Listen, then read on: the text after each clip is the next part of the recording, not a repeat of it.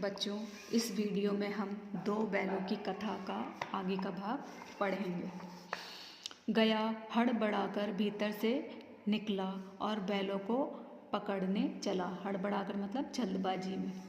वे दोनों भागे। गया ने पीछा किया और भी तेज हुआ। गया ने शोर मचाया। फिर गांव के कुछ आदमियों को भी साथ लेने के लिए लौटा। दोनों मित्रों को भागने का मौका मिल गया। सीधे दौड़ते चले गए, यहाँ तक कि मार्ग का ज्ञान न रहा। जिस परिचित मार्ग से आए थे उसका यहाँ पता न था। नए नए गांव मिलने लगे। तब दोनों एक खेत के किनारे खड़े होकर सोचने लगे, अब क्या करना चाहिए। हीरा ने कहा, मालूम होता है राह भूल गए हैं। राह मतलब रास्ता। तुम भी बेतहाशा भागे। बेतहाशा मतलब बिना सोचे समझे। वहीं उसे मार गिराना था। उसे मार गिराते तो दुनिया क्या कहती। वह हमारा धर्म छोड़ दे, वह अपना धर्म छोड़ दे, लेकिन हम अपना धर्म क्यों छोड़े। दोनों भूख से व्याकुल हो रहे थे। व्याकुल का अर्थ है बेचैन। खेत में मटर खड़ी थी, चरने लगे। मटर खड़ी थी मतलब खेत में जो मटर की फसल थे वो उगी हुई थी और वह उसे खाने लगे। रह रह कर आहट ले लेते, कोई आता तो नहीं है। जब पेट भर गया दोनों ने आज़ादी का अनुभव किया और मस्त होकर उछल कूदने लगे। पहले दोनों ने डकार ली, फिर सींग मिलाए और एक दूसरे को ठेलने लगे। मोती ने हीरा को कई कदम पीछे हटा दिया, यहाँ तक कि वह खाई में गिर गया। तब उसे भी क्रोध आया, संभल कर उठा और फिर मोती से मिल गया। मोती ने देखा खेल में झगड़ा हुआ चाहता है तो किनारे हट गया। अरे यह क्या, कोई सांड ढौंकता चला आ रहा है। हाँ, सांड ही है। वह सामने आ पहुंचा। दोनों मित्र बगले झांक रहे हैं। सांड पूरा हाथी है, मतलब जो सांड सामने से आ रहा था बहुत विशाल था। उससे भिड़ना जान से हाथ धोना है, लेकिन न भिड़ने पर भी जान बचती नजर न आती। इन्हीं की तरफ आ भी रहा है। कितनी भयंकर सूरत है। मतलब दोनों बैल थे, वो सामने जो दूसरा बैल आ रहा था उनको देखकर डर गए थे। मोती ने मूक भाषा में कहा, बुरे फंसे, जान बचेगी, कोई उपाय सोचो। हीरा ने चिंतित स्वर में कहा, अपने घमंड में भूला हुआ है, आरजू विनती न सुनेगा। मतलब कि जो सामने से बैल आ रहा है बहुत घमंडी है अपने शरीर, विशालकाय शरीर के कारण। हम अगर विनती भी करेंगे तो वो नहीं सुनेगा। भाग चलो, भाग क्यों नहीं चलते। भागना कायरता है। जो दूसरा बैल है उसने कहा कि भागना कायरता है, तो फिर यहीं मरो। बंदा तो 9-2-11 होता है। 9-2-11 होना मतलब भाग जाना। और जो दौड़ाए तो फिर कोई उपाय सोचो जल्दी। उपाय यही है कि उस पर दोनों जने एक साथ चोट करें। मैं आगे से रंगेदता हूँ, तुम पीछे से रंगे दो। मतलब तुम आगे से हमला करो, मैं पीछे से करता हूँ। दोहरी मार पड़ेगी तो भाग खड़ा होगा। मेरी और झपटे तुम बगल से उसके पेट में सींग घुसेड़ देना। जान जोखिम में है पर उस दूसरा उपाय नहीं है। दोनों मित्र जान हथेलियों पर लेकर लपके। सांड को भी संगठित शत्रुओं से लड़ने का तजुर्बा न था। वह तो एक शत्रु से मल्ल युद्ध करने का आदी था। मतलब कि एक ही सांड से वो लड़ाई कर सकता था। दो सांड एक साथ युद्ध कर रहे थे तो वो डर गया। ज्यों ही हीरा पर झपटा, मोती ने पीछे से दौड़ाया। सांड उसकी तरफ मुड़ा तो हीरा ने रंगेदा।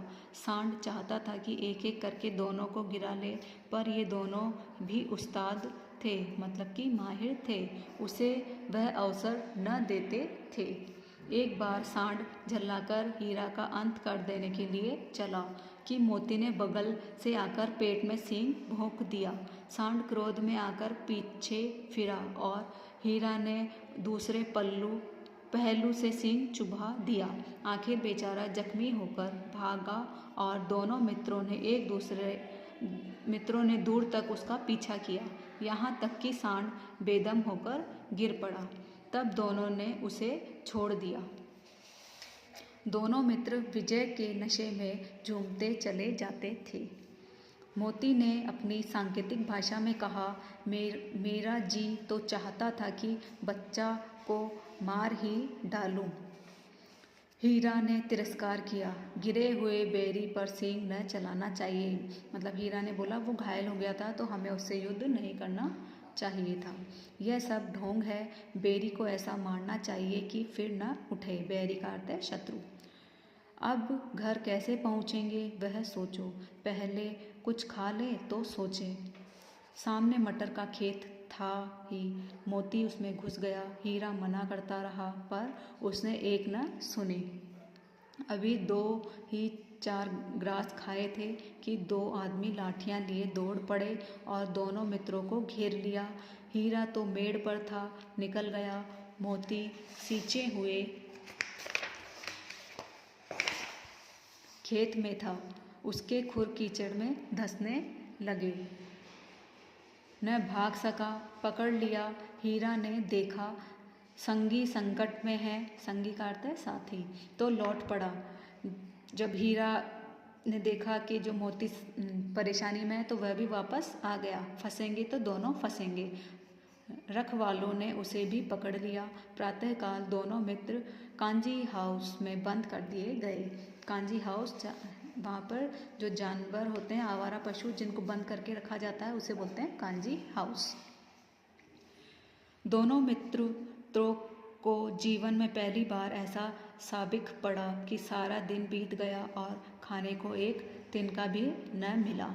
समझ ही में न आता था यह कैसा स्वामी है। इससे तो गया फिर भी अच्छा था। यहाँ कई भैंसें थी, कई बकरियाँ, कई घोड़े, कई गधे, पर किसी के सामने चारा न था। सब जमीन पर मुर्दों की तरह पड़े थे। कई तो इतने कमज़ोर हो गए थे कि खड़े भी न हो सकते थे। सारा दिन दोनों मित्र फाटक की ओर टकटके लगाए ताकते रहे। फाटक मतलब दरवाज़ा, पर कोई चारा लेकर आता न दिखाई दिया। तब दोनों ने दीवार की नमकीन मिट्टी चाटनी शुरू की, पर इससे क्या तृप्ति होती थी। रात को भी जब कुछ भोजन न मिला तो हीरा के दिल में विद्रोह की ज्वाला दहक उठी। मोती से बोला, अब तो नहीं रहा जाता मोती। मोती ने सिर लटकाए हुए जवाब दिया, मुझे तो मालूम होता है प्राण निकल जाएंगे, मतलब मृत्यु हो जाएगी। इतनी जल्द हिम्मत न हारो भाई, यहाँ से भागने का कोई उपाय निकालना चाहिए। आओ दीवार तोड़ डाले, मुझसे तो अब कुछ नहीं होगा। बस इसी बूते पर अकड़ते थे, सारी अकड़ निकल गई। बाड़े की दीवार कच्ची थी। हीरा मजबूत तो था ही, अपने नुकीले सींग दीवार में गाड़ दिए। जोर मारा तो मिट्टी का एक चिप्पड़ निकल आया। फिर तो उसका साहस बढ़ा। इसने दौड़ दौड़कर दीवार पर चोट की और हर चोट में थोड़ी थोड़ी मिट्टी गिराने लगा। उसी समय कांजी हाउस का चौकीदार लालटेन लेकर जानवरों की हाजिरी लेने आ निकला। हाजिरी मतलब उपस्थिति।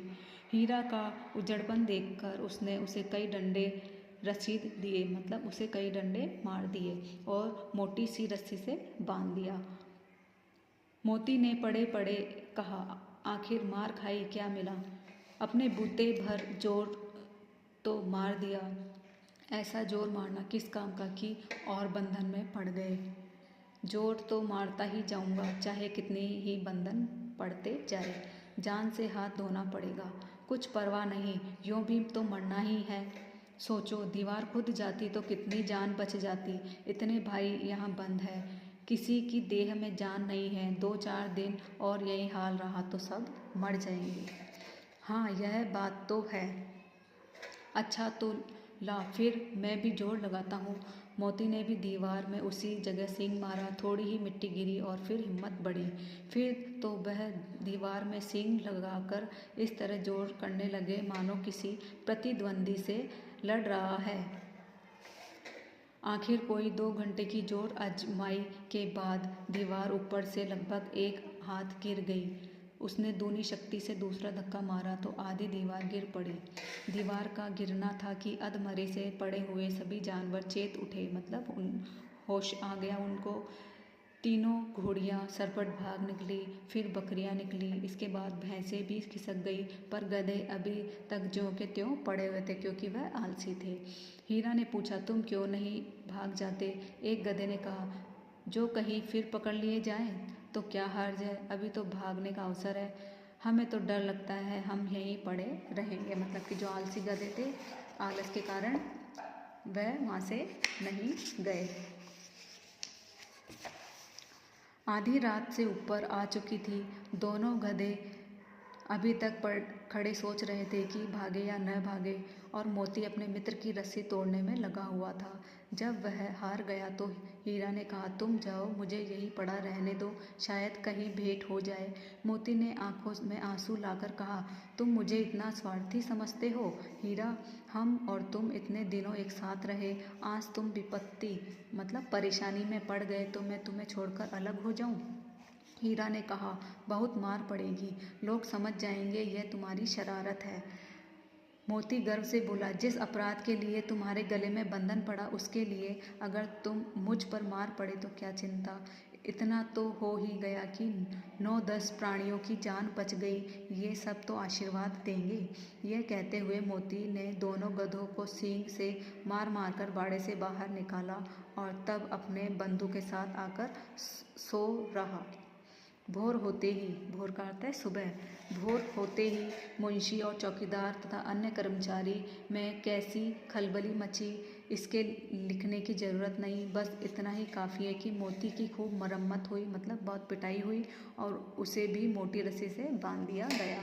तो बच्चों, कहानी का आगे का भाग हम नेक्स्ट वीडियो में पढ़ेंगे।